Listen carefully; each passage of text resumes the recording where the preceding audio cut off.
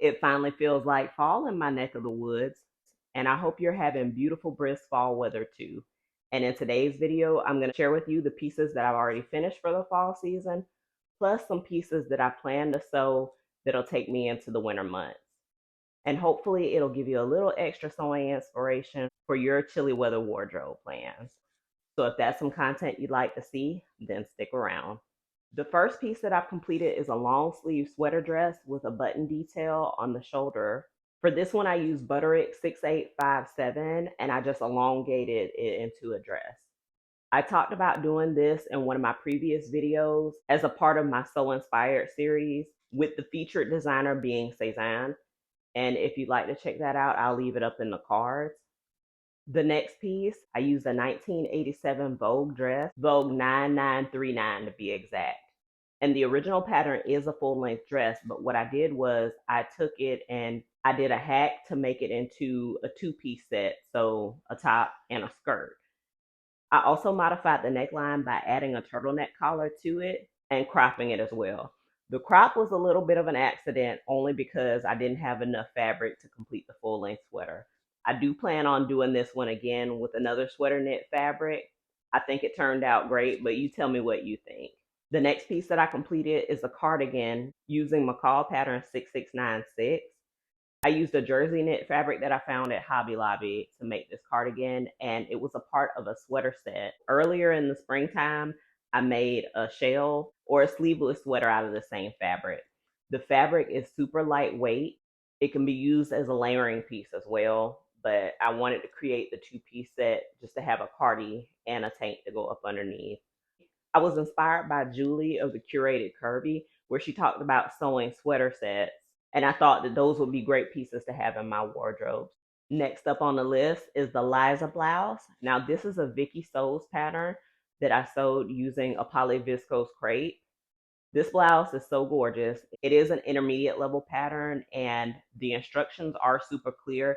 As on all Vikisews patterns, she provides detailed instructions and full color photos for each steps, which that made sewing up this blouse much easier than I thought it was going to be. The blouse came together beautifully. I love blouses with frills and extra details.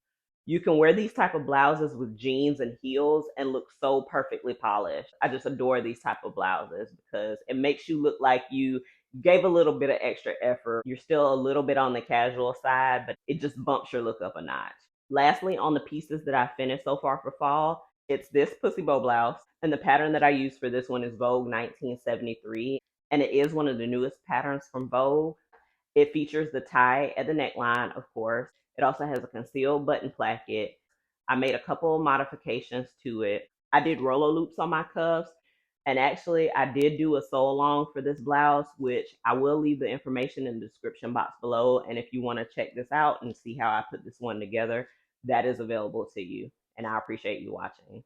So, the next few pieces that I'm about to talk about are ones that I already have ready for the cutting table, or in my case, the cutting floor, and some that I'm still on the fence about and working on making a final decision. The first piece that I plan to make is a wide leg elastic waist pant, and I plan on making it in the same fabric that I made this blouse.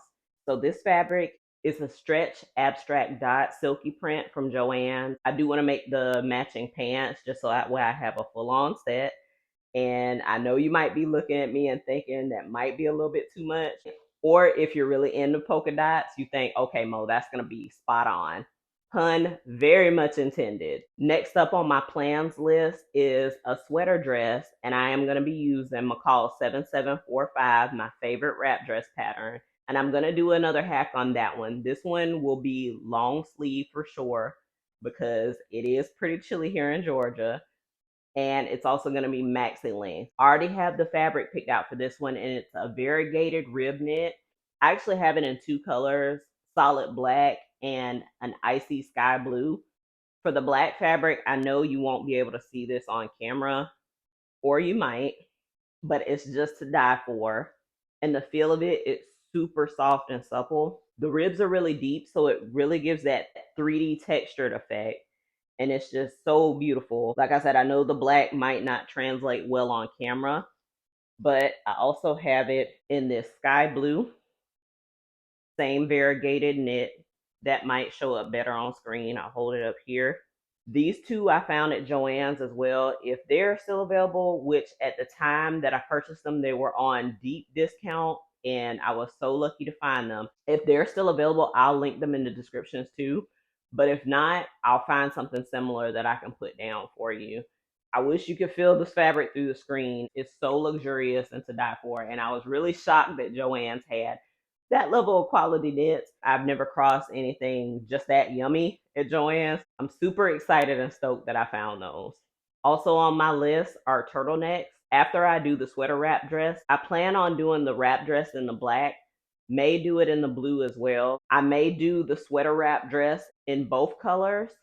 If not, I'll do one sweater dress in one color and then a turtleneck in the other color. Or if I have enough fabric left over, I'll do both the sweater dress and the turtleneck in both colorways. So fingers crossed I have enough to do both pieces in both colors, but if I don't, it'll just be one or the other. But either way, I'll let you guys know how it turns out. Next on the list is the newest pattern from Vikisews. It's the Erica sweater. It's a close-fitting sweater with an asymmetric yoke. I saw it on Instagram and I knew I had to have it. For that one, I plan on sewing it up in a jersey knit fabric or a ponte knit. As far as colors go, I haven't yet decided on what color I'm going to sew that one up. Keeping with my little theme that I have going, I've used a lot of blues for the fall. So I might just stick with that. Or I might throw in a crazy color like magenta or purple, but we'll see. And because my favorite creator here on YouTube has a sewing challenge going on in the month of November, you know I had to jump on it. It's called Vintage Vember, and I'll put the hashtag up here on the screen. But Rochelle over at Rochelle Handmade Design has put together this challenge. Now, the rules of this challenge is you have to sew a pattern between 1920s and 1970. Funny thing is, I've already sewn up a couple of vintage pieces, but they're all from the 80s. The other vintage patterns that I already had in my stash were between the 80s, 90s, and early 2000s. So that was out. You can't use that. So it has to be between 1920 and 1970.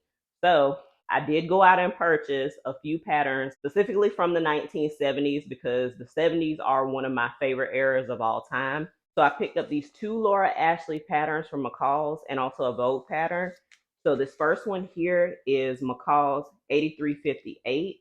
It's a wrap dress. I definitely know a few people for sure have done some pattern reviews on it, but it's so beautiful.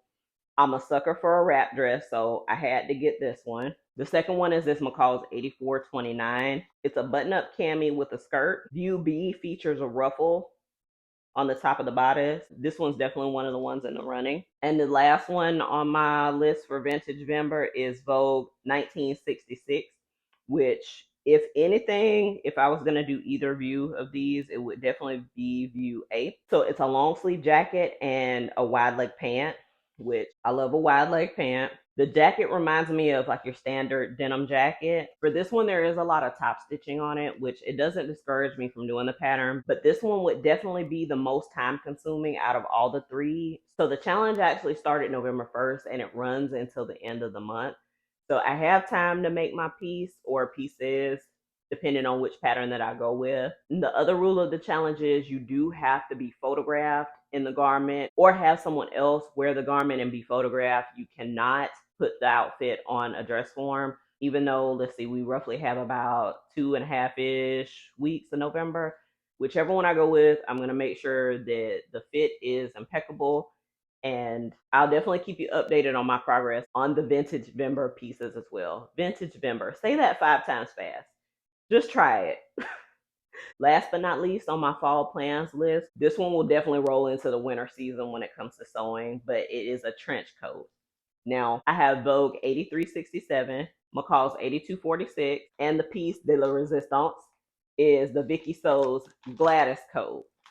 So from easiest would be the Vogue, intermediate would be the McCall's, and advanced, definitely the Vikisews. Not quite sure which one I want to attempt first. Although I love all three, I feel the Vogue pattern would be the easiest to start with. I've never sewn a trench coat before, so that one might actually be my best bet. But I just adore the McCall's pattern, and I feel like I'm up for the challenge. And the Vikisews is just divine, so that one would definitely test all my skills as a seamstress. I don't know if I'm quite ready to jump into that one yet this year. Eventually, that one will get made, but I don't know if it's gonna be this year to finish the year out, or if that'll be something that I tackle in 2024. As far as fabrics go, I have a polyester water resistant twill from Mood Fabrics. I grabbed a swatch of the olive green just to get a feel for the color. I ended up going with the khaki color for the classic trench. Olive green is classic too, but I felt like the khaki color would be the best one to fit in my wardrobe because it's your standard issue neutral. Khaki you can wear with anything, neutral, jewel tone, pastel, bright colors. Most of my pieces in my wardrobe are very, very colorful. That's another thing that I have to work on in 2024, building up more of my neutrals because I love color. I do try to keep my pieces as cohesive as possible when I'm actually thinking about it, but when I'm fabric shopping, sometimes I just see a bright color or a fun bold print and I just have to have it no matter if I take the time to think about if it fits in my current wardrobe or not. If I love it, I'm going to get it. So that's just me. I don't know about you, but that is definitely me. And I also grabbed the lining too, which is this acetate blend lining from Mood Fabrics, and it has this beautiful stripe and sort of like a chain lacy print. I thought that would be really fun to go inside the trench coat. As far as the button situation goes, even though I don't have the buttons for it quite yet, I will be picking those up. Those are definitely going to be the tortoiseshell button, just so that way it's a fully timeless classic trench coat, the whole shebang. If you enjoyed this video and you want more sewing inspiration, you can watch this one next. Thank you so much for watching, and until next time, y'all, keep sketching, keep sewing, and keep the momentum going. Take care.